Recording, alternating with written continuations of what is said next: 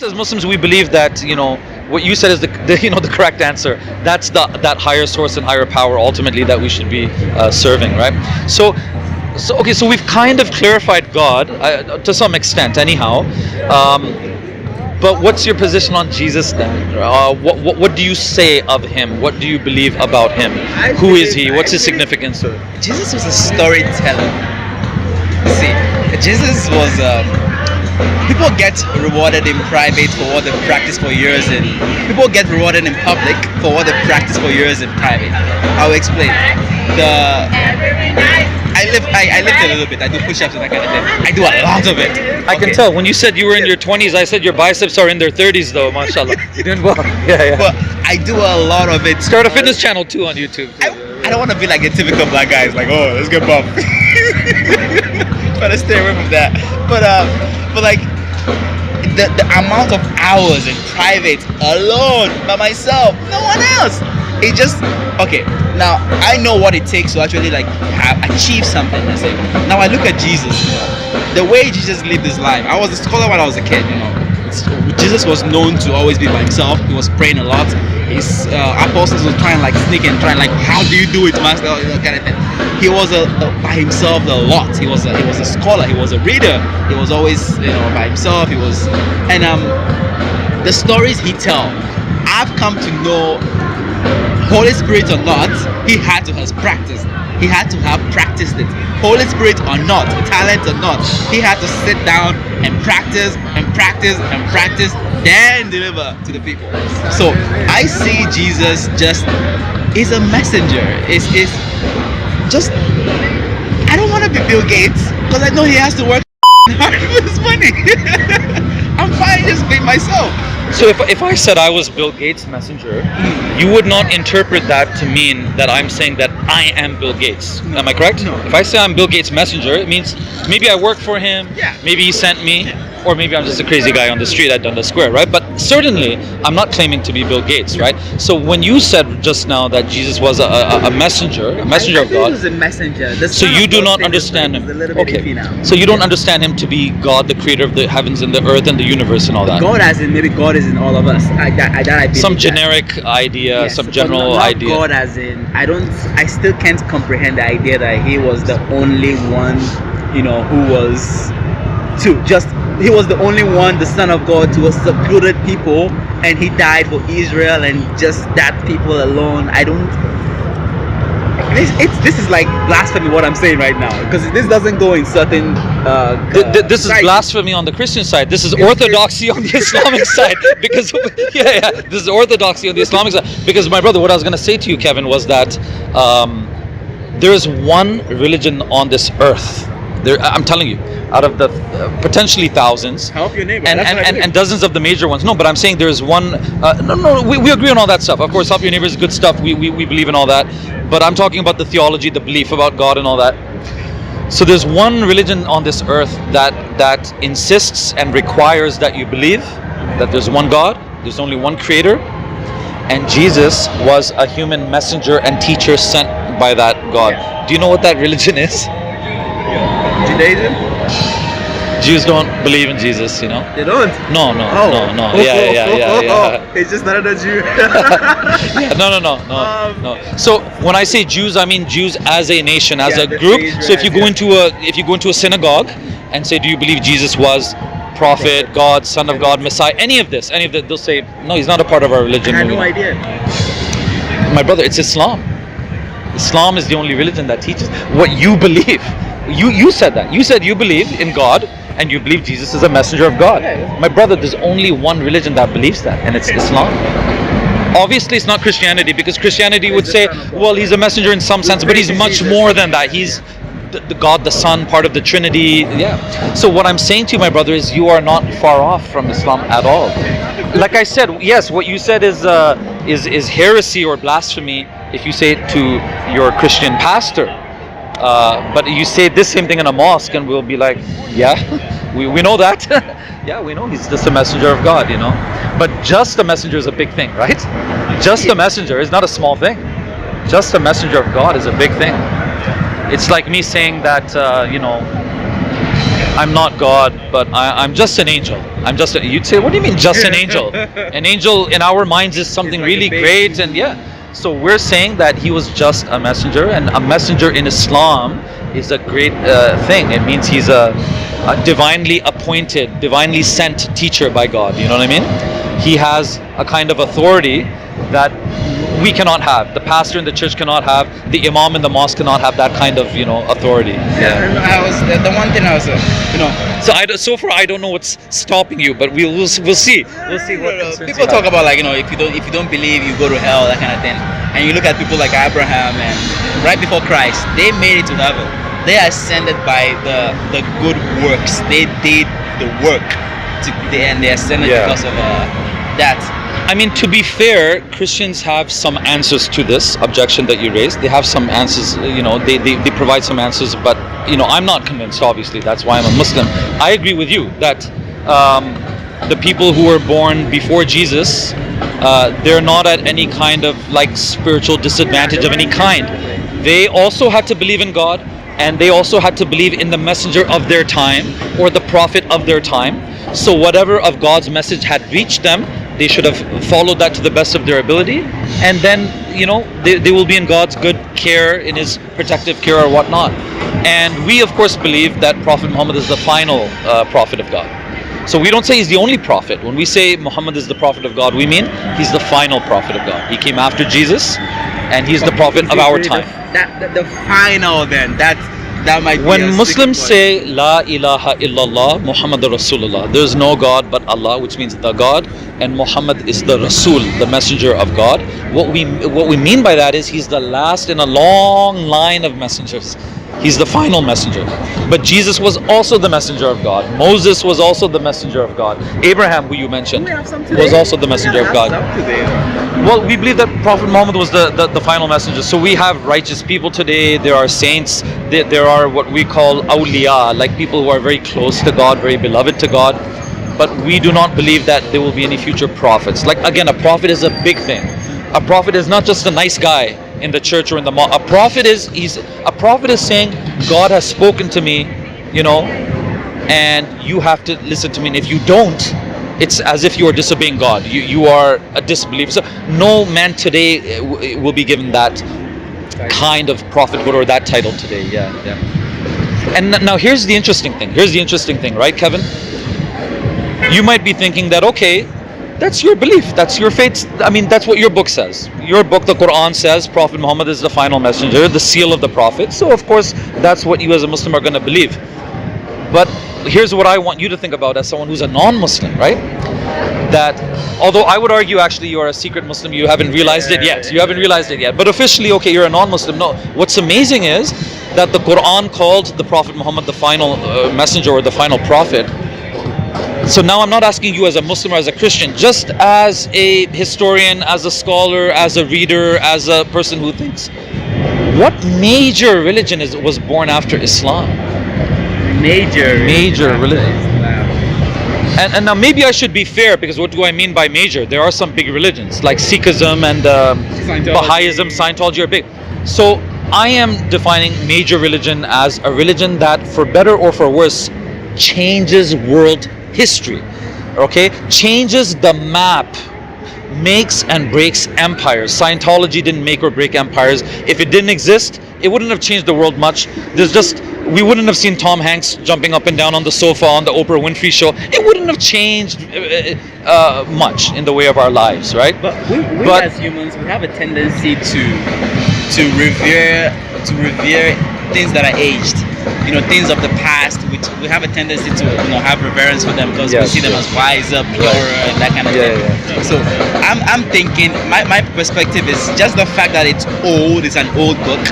We think it's great because it's old, but the same way we are right now, we still like Amazon, and we don't have that same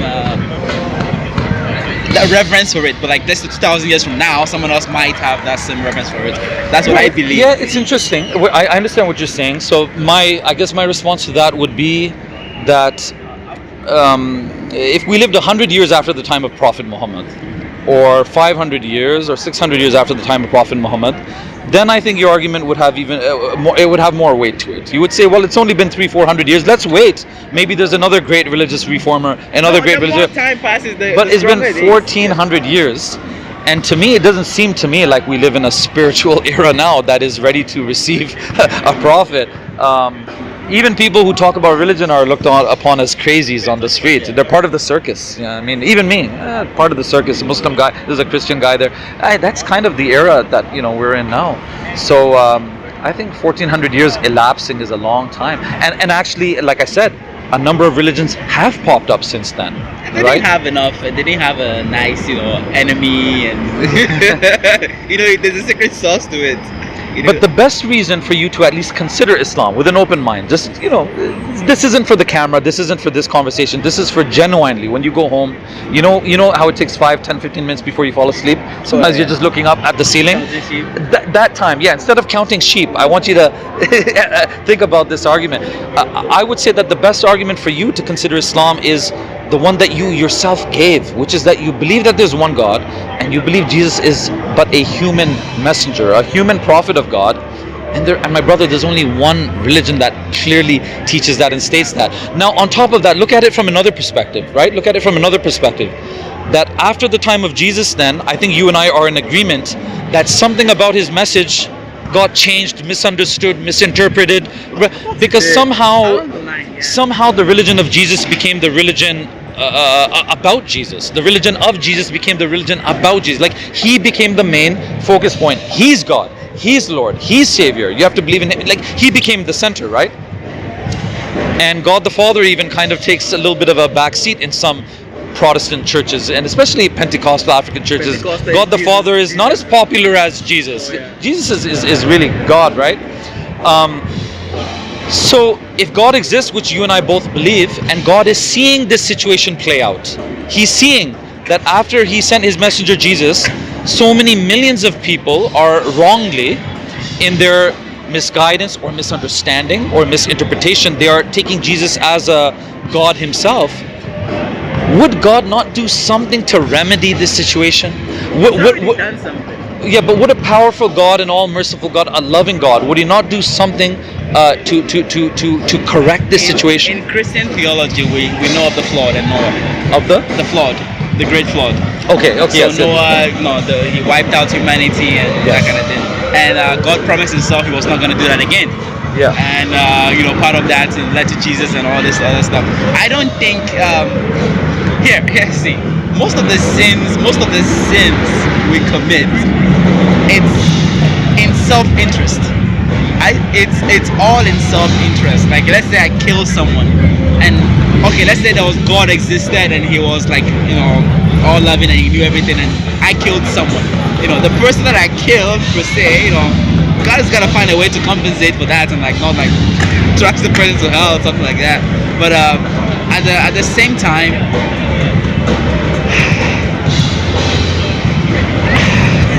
so what did God do to remedy a God who constantly sent prophets, right? He sent Noah, he sent Abraham, he sent Lot, he sent Moses, he sent Jesus. So now after Jesus, he's gone silent, and yet there's a big problem here, which is millions of people worshiping Jesus instead of worshiping God. Is God going to do anything about it? Is he going to say anything about it? Is he going to speak? Is he going to communicate? We don't have a history of that. We don't have a history of God coming to earth. This is something I learned while studying theology.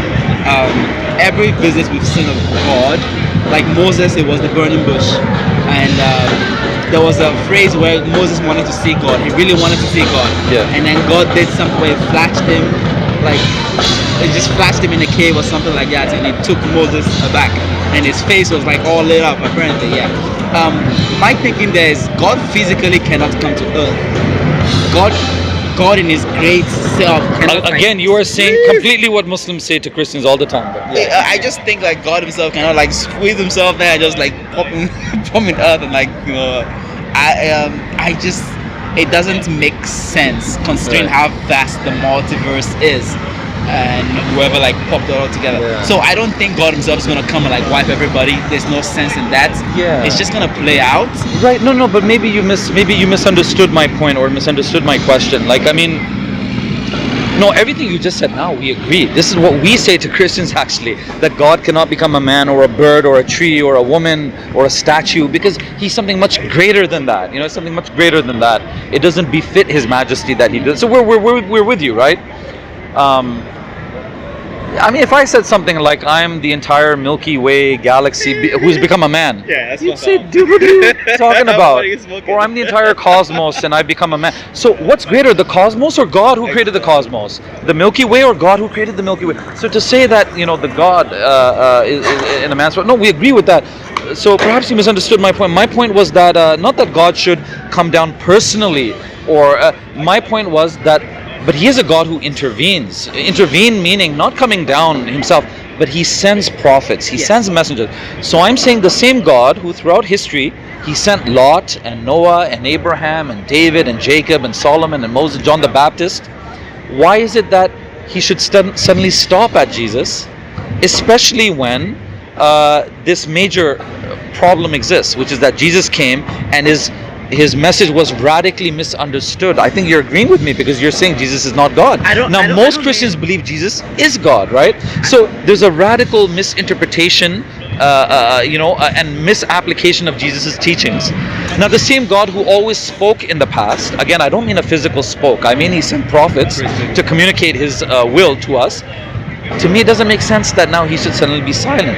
The Islamic position to me makes more sense that yes, he did correct the problem, he did remedy the problem, and he sent Prophet Muhammad, who sets the record straight. You know, the Qur'an, which is a revelation given to the Prophet Muhammad, sets the record straight and says Jesus was but a messenger, which you're in complete agreement with. Like, you're not denying that. You're saying, yeah, that's right. He's not God. He was a man. He used to eat. This is what the Quran says. He used to eat. He used to sleep. What does this tell you? It means that he is also creature. Creature is not a insult. I mean, in the same way that the angel is a creature of God. He's created by God, right? So Jesus, like Moses, like Lot, like Noah, like our Prophet Muhammad, he's created by God, and he's not God himself, right? The one thing about people is you talked about, like, the world is still going in the wrong way and we have millions of people going in the wrong way. It brings me to something about the law of large numbers. So while in sales, I learned in sales, you talk to 100 people, 10 of them might, whatever it is, from that 10, maybe 2, from the 100, maybe 2 or 1 who buy. It's just the way large numbers work when you compile a lot of large numbers. And it's the same case with, it's the same rules that I use for marketing and business. Just large numbers. It's called the law of large numbers, pretty much. With, let's say, success, people are going to be financially successful.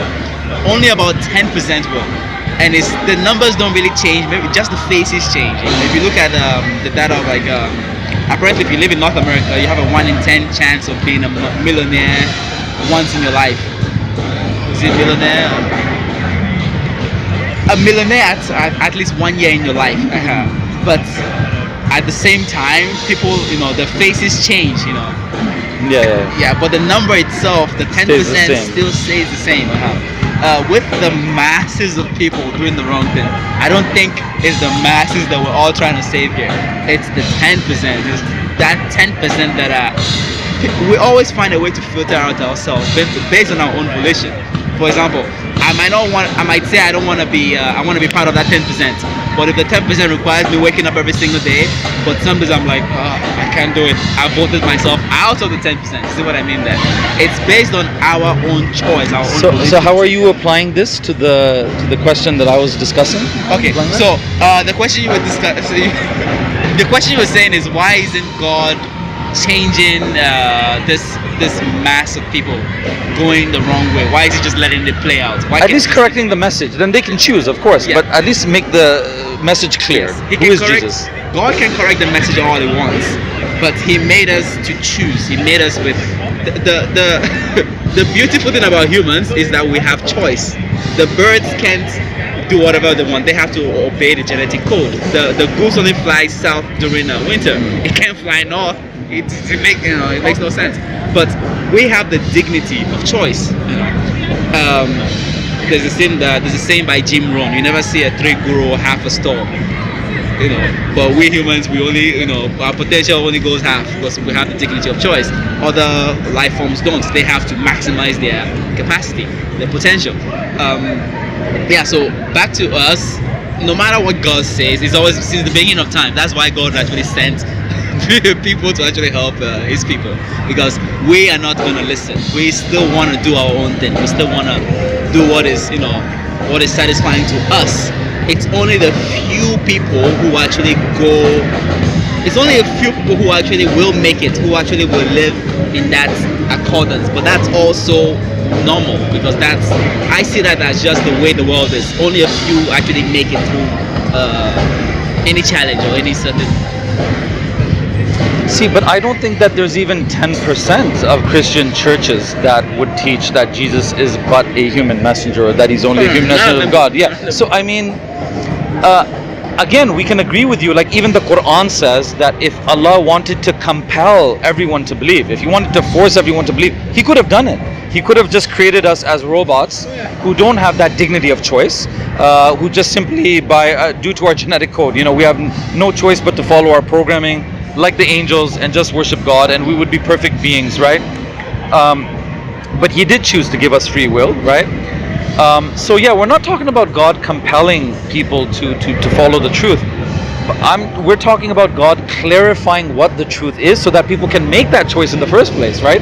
In other words, if Prophet Muhammad was not a prophet from God, or if the Quran was not a revelation from God, then on the Day of Judgment, when God asks the Christians that, why were you worshiping Jesus, my messenger, rather than worshiping me? Then they would have an excuse, and their excuse would be, we didn't know. The Bible appears to be saying that Jesus is something more than a human being.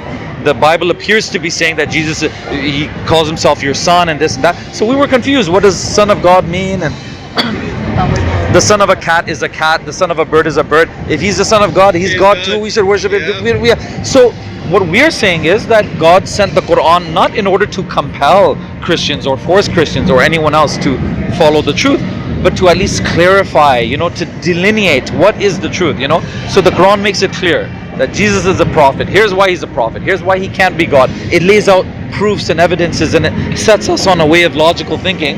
And yes, now you have the dignity of choice. Now, do you see what I'm saying? So it just seems to me, my brother, that if you accept the message, or at least you accept this aspect of the message, and this is the aspect of the message which most Christians have a problem with, right? Like, the biggest stumbling block for a Christian to become a Muslim is not really the hijab. In Nigeria, there's even Christian women, they wear loose clothing and they covered their arms, and no big deal. The biggest stumbling block to Christians becoming Muslim is not eating pork. In Ethiopia, most of the Christians, they don't eat pork. It's not part of that culture and that climate and that society to do that. So the biggest hurdle or stumbling block is our different stance on Jesus, who Jesus is. One side is saying He is God in some way, and the other side, Muslims, are saying, no, He's a human prophet and a messenger of God. So if this stumbling block is no longer there between us, I'm saying this is a big reason for you to seriously think about and consider Islam, for yourself. Because if you accept this aspect of the message, why not accept the messenger too, right? If you accept the message of Muhammad, I was considering Islam for the wrong reasons. Which was the cutting of the hand of the thief? Not cutting of the hand per se, but the fact that there was strict I've heard rules. people who are turned off by that. This is the first time I heard someone who said, man, that made me want to become a Muslim. I like that rule. There were strict rules that you just don't mess up, you just don't break. And I'm sorry, Kevin, I give people the example of, because they have these stereotypes, like there's a cartoon movie Aladdin from Disney, and that one Aladdin, he steals an apple, and suddenly there's these ugly Arab guards. His head. There, and there's no court case. There's nothing, no judge, nothing. So this kind of subliminal programming, Westerners imbibe this from a young age. Not yourself. You're not a Westerner in that sense. I did, yeah. So now where was I going with this? I think it's very harsh. You have to. Yeah. Totally forget the point that I was gonna make with that one. Yeah, I'll help you here. It's okay, man. I cut you off anyways. I apologize. So I think you're trying to say we have the perception that Islam is very strict, and that's the reason why it's One of the reasons why I actually wanted to join it was it's very strict. I like the fact that I like money. You know, I don't look like I like money, but I just like the It's idea. good you're honest, I like yeah. the idea of having it. You know, Yeah. there's a freedom in it. Sure, exactly. sure, absolutely. And and if you look at the Black Americans, and personally, here's actually one of the things that caused the fight yesterday, the big disagreement. You know, one guy is saying the white people kept them and oppressed them and all this stuff, and the Jews got reparations. I'm like, bro, you're black, I get it, but if you go back to Africa right now, you're gonna realize you're just another nigga. No one is oppressing you. Figure this shit out. So that caused the big disagreement. What I'm trying to say is, in Black America, Islam has been known to set people right. You know, whenever they think of you know an Islam girl, they don't think of like Shenene like twerking it on the gram. You know, they think of like a wife, someone who's like calm-minded and that kind of thing. There's the example of Malcolm X, Muhammad Ali. Exactly. Islam did put it in the right light, where they put the people on the right track. So that perception, that perception of order, that's what I liked about Islam, that it still had that, because in Christianity, you know, it's so diverse and broken down, and I'm from a Christian background. I've heard some up shit pastors have been doing. They're flying the pride flags now from the Catholic district school boards, right? So it's all gone.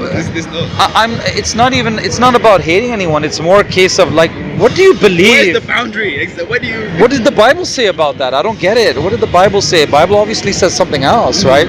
So it seems as if to me it seems like out of the world's religions, the one religion that has not yet capitulated the one religion that has not capitulated to modernity and liberalism and all these new ideologies is Islam. You know, that's what makes Islam really stand out a lot. You know, Islam is the oldest, right? Yeah.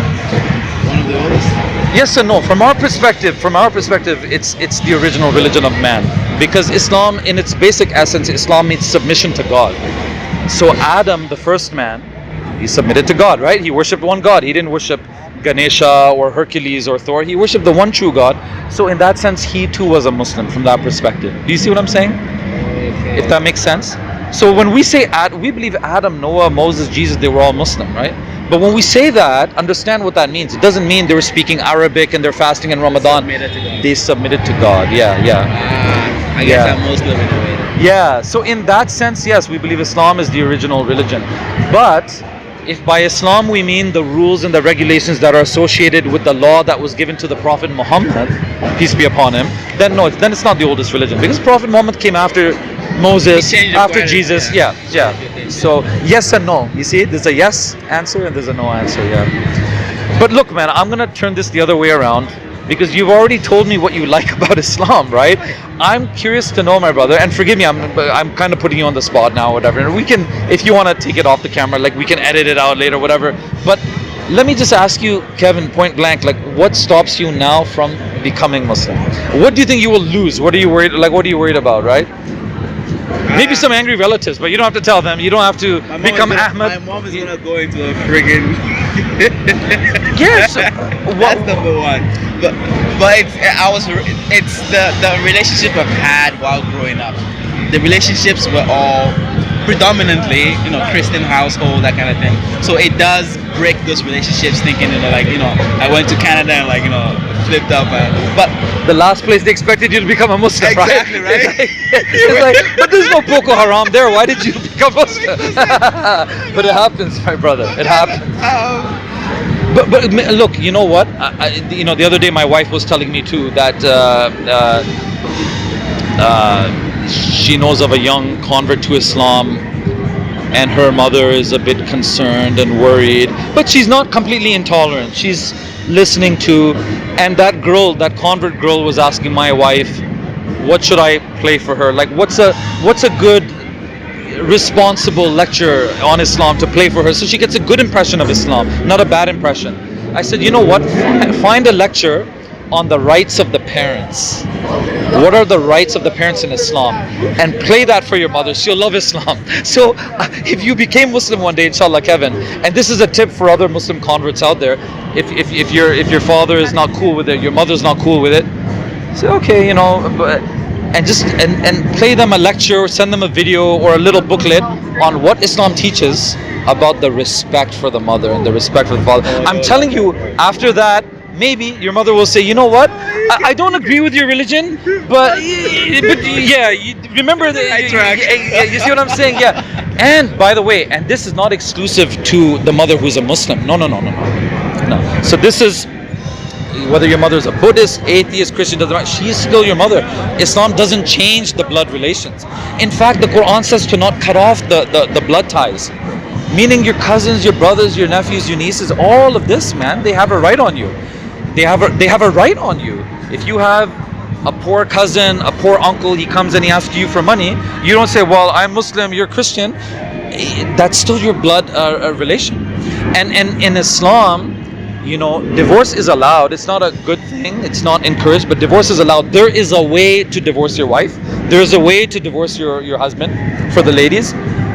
But there's no way to divorce your mother in Islam. It didn't give us a way. Allah didn't give us a way. So that, okay, look, if you become Muslim but she remains Hindu, then you divorce her. She's not your... It didn't give us a way. So you cannot divorce your mother, your father. So I've seen many examples where people became Muslim and initially the parents were very concerned. And in your case, I'll be honest with you, I wouldn't even blame your mother 1%, even 1%. When she's reading these things of Boko Haram and what's happening in Nigeria, yeah. But my brother, over time, when the new Muslims have shown that, look, I'm still the same Kevin, I'm still the same son. In fact, maybe I'm better now. Maybe I'm a better son. I'm more aware of my obligations, my rights, my responsibilities. Then they come around and they appreciate and they accept, in the end. Inshallah, they accept in the end. Yeah. I mean, look, the Prophet Muhammad, peace be upon him, he said, Al Jannatu tahta aqdami ummahat. Paradise lies at the feet of the mother. Paradise lies at the feet of the mother. In other words, through your service to your mother, through your obedience to your mother. This is one way of pleasing God. Well, one of our speakers. We don't get credit. No, the dad's in there. The dad's in there. So what happened is the Prophet Muhammad, peace be upon him, right? He was asked by one of his disciples, right? Like, who is the most deserving of my attention or my love? Who is the most... Not obedience, because the father has that higher degree. But he was asked in this case, who is more deserving of my affection and my love, right? So the Prophet Muhammad, peace be upon him, he said, your mother. Then the man said, who after that? He said, your mother. They said, who after that? Your mother. Who after that? Your father. Your father. So one of our speakers, he said it in a humorous light. He said, it's as if the mother won like the first prize, the second silver prize, the bronze prize, and the dad got like a consolation prize. He got a consolation prize. Yeah. No, the father is very important in Islam too, especially as the head of the family, obeying him. When we say obeying him, we mean obeying him in the halal matters. Halal means the permissible, lawful things. So he's telling you to do something permissible. Like he says, Kevin, go drive to No Frills, go get me some milk. This is allowed in Islam, so you have to do it. But if your parents tell you to do something which goes against Islam, like if she said this is pork, you have to eat it. If you love me, you have to eat it. You say sorry, Mom. Even then, in the best way, you say I'm sorry, Mom, but I cannot disobey God. I cannot eat pork. And that family structure. So it's actually one of the things too, the family structure. Because when you look at, I'm from a single mom in my household too. Your family just broke apart. Yeah. And you grow up, you realize the importance of having a father in the house, because many people women don't really notice this when they're living the dads per se. They just see the dad as penis and money, that's all they can do. But there is a function to having a male figure in the house, vision, discipline, consequences, that kind of thing. And Islam still holds that together. Christianity not so much, because it's and see, the father, to some extent, his absence can be compensated for in traditional societies. So I imagine that if you're, now I haven't been to Nigeria, so I'm speaking from ignorance, but at least in a village setting, not the city setting, in a village setting, there's a community. If there's not a father, there's uncles. There's big cousins, there's big brothers. So if you're smoking on the street, one of your big cousins is going to come and talk to you, right? Your mother will find out somehow. But yeah, more and more, especially in an urban setting, in a Western setting, it doesn't work out. If the father is not there, then unfortunately the street is your dad, the police is your dad, and the drug dealer is your dad. Hip-hop and all exactly. So Yeah, I mean, I've talked to Islam haters, people who are really against Islam. They're like, tell me one good thing Islam did for the world. Tell me one good teaching. I say, look, if nothing else, here's one good teaching, right? If nothing else, here's one good teaching, that I have to take care of my son, who I brought into this life. My 14-year-old son who's sitting there somewhere, right? Because if I don't, my brother, one day, he could be a danger to you, or a danger to your family. To a danger to your family. Now again, I'm trying to give you reasons to consider why Prophet Muhammad is indeed a messenger and a prophet from God. If he's the last prophet, as the Quran said, then he's the last example as well. I'm saying if he's the last prophet, he's the last example. If he's the last example, he has to be an example for all of your facets of life, all of your different aspects of life. So to learn to be a good father, right? To be honest with you, we can't really look to the life of Jesus because he wasn't a father. We can't really, with all due respect, we can't look to St. Paul because St. Paul didn't marry. But when we study the Prophet Muhammad's life, we see his role as a father as well. So, for example, we know that how much he loved his daughter Fatima. You know, Fatima is a popular name, a Muslim name, I'm sure, all over Nigeria, right? So, you know, when she would walk into the room, he would stand up for her. You know what I mean? He would stand up for her. And he said, in a society where they didn't value daughters as much as they valued sons, he said, anyone who raises 3 daughters, right, and educates them and then marries them off, you know, he'll be with me in paradise. You know what I mean? So he gave people an incentive that don't look at your daughters as liabilities who you leave. Look at them as an asset. Hey man, I got 2, I want 1 more, so I can raise them, make them good, get them married, and then Allah's happy with me, Allah's pleased with me. You see what I mean? There's many aspects of the Prophet's life like this, which if you studied and read about, you might appreciate very much. As someone who, as you just said, you believe it's very important for that male father figure to be there, even as a grandfather. So, for example, when the Prophet Muhammad was leading the prayers in the mosque in Medina, you know how we pray, right? We do this, and then we prostrate on the ground. So, in one of the prostrations on the ground, he stayed in that prostration for a very long time. So at the end of the prayer, then one of the disciples asked him that, how come you prolonged one of those prostrations for a long time?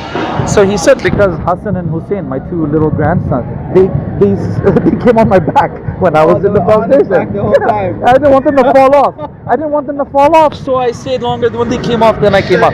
So it's amazing. Now, and by the way, I'm not trying to whitewash the Prophet Muhammad's life. He did fight. Yes, he was a warrior. Yeah, he was a lion. He was a lion.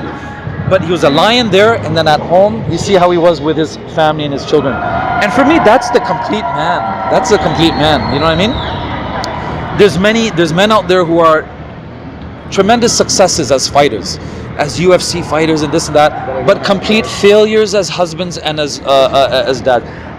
And then there's the vice versa. Then there are men who are wonderful fathers and husbands and this and that, but they could never defend themselves. Right? So for me, this is the complete man. You know, he's a lion on the battlefield, but then look at how gentle, compassionate he is with the weak people. You know what I mean? And he was always very empathetic, you know, towards the weak, towards the oppressed. You know what I mean? So take some time, my brother, because you're a reader, you study, and you know everything happens for a reason. If you believe there's a higher power, then even we met for a reason. We had this conversation for a reason.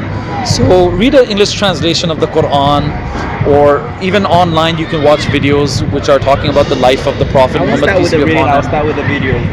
Yeah. Videos about this should be something. If you don't mind, if I take your email at the end of this conversation, I'll just send you 1 or 2. I won't flood you. Yeah. We can plug your channel as well too in the video description thing. Yeah. But based on what you already know, and we've been here a long time, I'll let you go. I know it's been a long time, but just to close, are there any questions that you wanted to ever ask a Muslim, or any concerns that you have? Don't worry about offending, man. Like, you know, you feel free to ask anything that you like. If I have the answer, I'll provide it. If I don't, then I'll connect you with the answer. There really isn't anything. The only thing that really piques me is a fanatical belief. The people who just believe something so doggedly, where they don't. I am that way in my own sense. Yes, I am that way in my own sense. I'm actually a victim to that's what I'm saying. But you know, we believe something so doggedly that we just can't see another, you know, perspective, and we get rid of any other perspective. every religion has that. Honestly, every religion has that. Yeah, exactly. That's the religion that And nor do we want to become dogmatic in the opposite direction too, because see, one extreme feeds another extreme. Always one extreme leads another extreme. You mentioned that the cycle of violence and things like that happening in other parts of the world, right? So we don't want to, because of the bad actions of a few, say that, well, religion itself is, forget religion. That's where I am. It's useless. Or the other trick that shaitan or Satan plays on us, which is that religion is good for you common people, but I'm too good for religion. So this is dogmatic. This is dogmatism of a different kind too. So we have to be balanced and approach it very carefully. Approach the issue, very carefully, because my brother, there's a lot at stake, and I probably want money just as bad as you, but there are things even more important, right? Yeah, because when we go in our grave, man, you're not going to take a single note. Not one loonie is going to help you at that point. So our religion teaches that at that time, your faith and your good deeds are the only things you'll have. You know what I mean? In my building just today, there was a sign downstairs in the lobby. I'm assuming this was an old lady or an old man who died in the building, and now their family is they've auctioned off some of the stuff, and there's some remaining things they're just giving away. It said antique piano, antique this, antique that. So my wife and my son went to have a look at it, and some of this really beautiful stuff is being given away for free. So I was thinking to myself, man, the most beautiful things of this world, one day they will be useless to you, man. You know what I mean? They'll be useless to you. Even before you die, they might be useless to you. Because you might have a piano, you might not be able to play it anymore. You're like, man, get rid of this, sell it. But our good deeds, we'll never want to give them away, man. On the day of judgment, we'll wish we did more. We wish we did more, right? So, my brother, if you already believe in God, and you believe that Jesus is a messenger of God, and you believe that there's a need for rituals and rules, because this is another problem. This is another stumbling block for many Westerners. That I don't want to be told when I should pray. I'm spiritual. But no, you logically recognize that, what, man, there have to be boundaries, there have to be regulations, there have to be rules. So any loving parent lays down some rules, right? I don't know where my son is right now. There he's sitting back there. But I mean, it wouldn't make sense if I said to you, I love my 14-year-old son so much, I don't have any restrictions on him. He goes out at night, he can stay out all night, and you'd say, dude, man, if you're a good father, actually, you have to set some rules. So similarly, my brother, unless we make God to be out like an absent dad, he's not in the picture, he doesn't care. That would be to have a bad opinion of God, right? So we're saying, no, he's not an absent dad, man. He has intervened, he has sent prophets, he has given us guidance, you know what I mean? And that guidance, I think you already realized, it has to be there. It cannot just be the way many secular humanist people say. Because look, everyone here, if you ask them, are you a good person? What would they say, man? I'll say yes. You can go to the drug dealer there and ask him, are you a good person or a bad person? He'll say, I'm a good person. I provide a service. No, and most of all, the bar is so low. When you make up your own requirements and qualifications, then you'll set the bar so low. They'll say, I'm a good guy because I sell drugs, but I never murdered anybody and I never raped anybody. But the thing is, this is a very low standard, man. This is a very low bar. Is this all there is to being a good human being? I didn't murder anybody, I didn't rape anybody. So in other words, as long as I'm not Hitler, basically, I'm a good person by default. Life has to be a little bit more challenging and complicated than that. And the example I like to give, Kevin, I'll wrap it up with this, right? Thanks for your time. Is that if you started a very basic job tomorrow, not your financial advising and this and that, this takes a lot of knowledge and work. A basic job, you become a cashier at Tim Hortons tomorrow, right? And you ask the trainer, okay, when is the training day and what do I have to learn, this, that? And he said, don't worry about it, Kev. Just don't murder any of the customers and don't rape any of the customers. And then you're fine, man. We'll be very happy with you. Maybe you'll be employee of the month. You'll say, man, so easy. I don't have to count the cashier. I don't have to know how to make nothing. Just don't know. So if Tim Hortons is more complicated than that, then what about our life on this earth? There must be more to it, right? So that's why in Islam, there are more things, right? Yeah, of course don't murder, of course don't rape, but there's other things too. What are the rights of your parents? What's the rights of your wife over you? And what rights do you have over your wife? What rights do the children have over parents? What rights do the parents have over children, right? And other things like our ritual things. We pay the zakat money, we pray 5 times a day, we fast. All of these things have a benefit to them, right? They're not to oppress us, they're ultimately to help us.